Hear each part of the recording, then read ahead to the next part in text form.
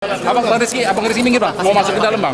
Bang Rizky mohon izin. Padahal izinkan temui ortu, KPK justru jemput paksa Syahrul di apartemen. Ex-Menteri Pertanian, Syahrul Yassin Limpo SYL resmi dijadikan tersangka dugaan korupsi oleh KPK sejak Rabu tanggal 11 Oktober tahun 2023 malam. Sebelum resmi diumumkan, SYL sejatinya diperiksa di hari yang sama. Namun, ia tidak datang berdalih ingin membesuk orang tuanya dan meminta penjadwalan ulang. Akan tetapi, keesokan harinya atau Kamis tanggal 12 Oktober tahun 2023 malam, SYL langsung dijemput paksa oleh penyidik lembaga anti rasuah tersebut. Apa yang membuat KPK bergerak cepat untuk menangkap SYL? Syahrul digelandang petugas bersama satu orang lainnya. Rombongan penyidik yang membawa Syahrul berjumlah 3 unit. Ia berada di bagian tengah. Syahrul kemudian dibawa petugas dengan tangan diborgol. Ia mengenakan kemeja putih dibalut jaket kulit hitam dan topi hitam bertuliskan ADC.